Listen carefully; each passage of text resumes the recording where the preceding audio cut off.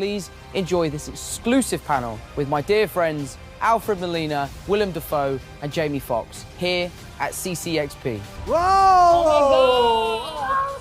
This is amazing! Hey! How you doing? Depois de alguns meses aplicando tudo que essa professora me ensinou, o meu inglês entrou em modo turbo. Hoje eu consigo trabalhar com legenda de vídeos.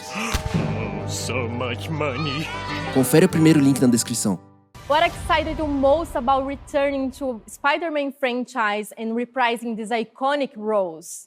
You know what, I was excited knowing Amy for years, man, and knowing what she's done with this franchise, and she was explaining to me it was gonna be hot, you know, and I didn't have to be blue and things like that as far as my character was concerned, so you're gonna be a little more hip and whatever like that, and I get a chance to hang out with these... What are you looking at me? You told me, these incredible thespians. But I mean, to walk on set, man, and to see these guys, I literally like bowed to them, and we just been having a ball. Willem, how about you? Willem? You know, when I heard it, I thought, wow, that's pretty nutty.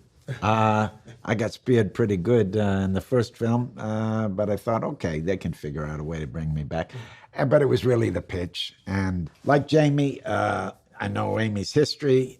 She walked me through it, and then John, the director, kind of pitched the whole idea before I read a script, and it sounded like a lot of fun and a good solution.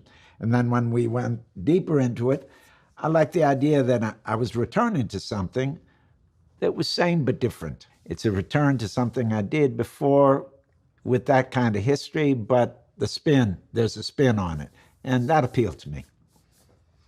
Alfred? For me, it's just about the money. Oddly enough, Willem and I were kind of joshing the other day about how 20 years since his first Green Goblin, 17 years since my first time as Doc Ock, and these are the longest options that a studio has ever exercised on actors. You know, it's like we've been waiting. But it's the material, the pitch was excellent, and to be honest, when the idea was first suggested, my first thought was, hang on, I'm 17 years older, I've got chins, I've got wrinkles, you know, I mean, what are they going to do? And then, of course, I suddenly realized, wait a minute, they've got the technology. This isn't going to be a problem.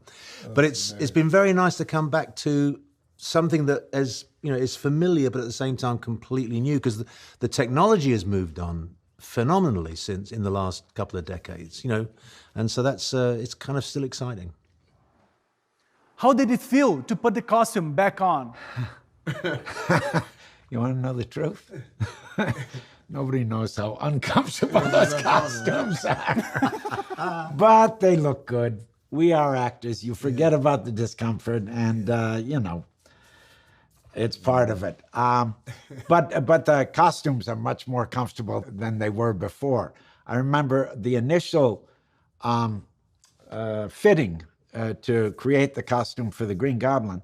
I stood there for 8 hours, and they put different preformed pieces on me.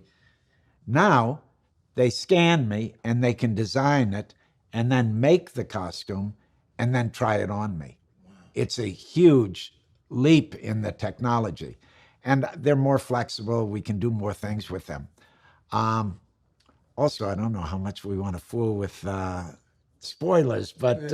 oh, we love spoilers. The look's a little different. Old Norman and the Goblin are further down the line, and they have a few more tricks up their sleeve.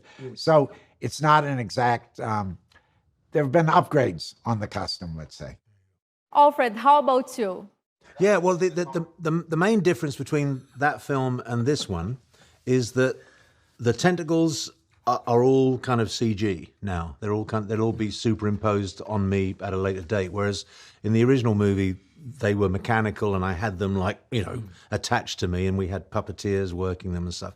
So that's the big difference. But it's just a great story. It's a wonderful world to be in. You know, we're having, you know, if I say so myself, we're having a lot of fun.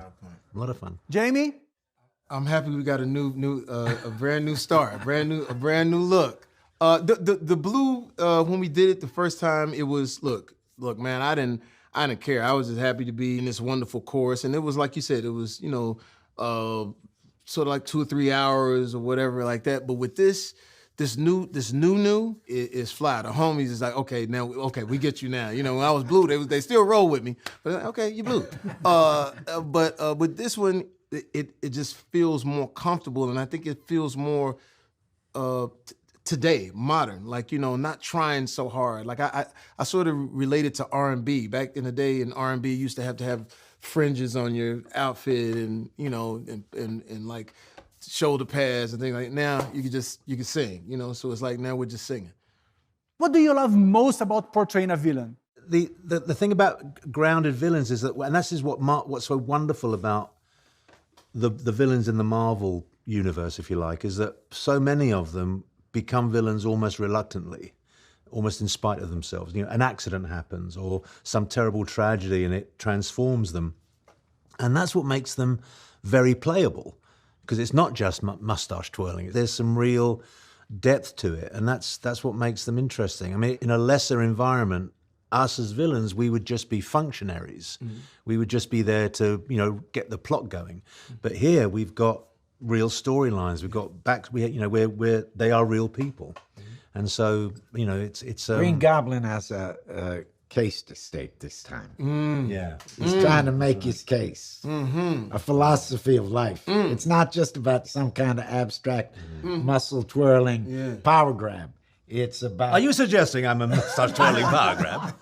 Now look here, I'm classically trained. But now a tricky one. Which villain is the most terrifying? Oh man, it's crazy. It's crazy because, like I said, we've just been watching Willem, and it seems personal.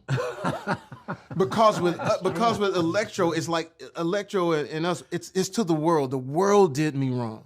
But when something is personal, and you could go all the way back to Shakespeare, when something is personal, and that either that jealous thing, there's nothing that can beat that. No matter what costume you put on, no matter what you say. So when he speaks, he has the power, and I think you really. But I'm being okay, right though. It'd be different if I was blowing. Like here's the thing. But if I was blowing, good to me. But here's the thing. But if I was blowing smoke, he'd know it. Yeah. Here's the thing. It's personal, and anytime you can get a character to be personal in the movie, it has the most weight. So.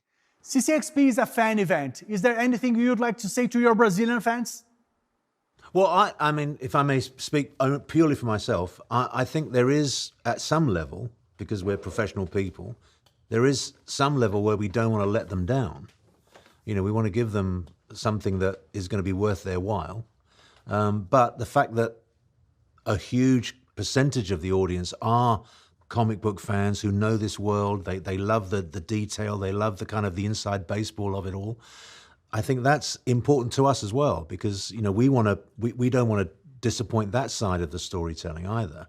And so I think it's a sort of symbiotic relationship, really. You know, they give us the chance to give them what they want. And that's, I gotta tell you, it's just so much fun.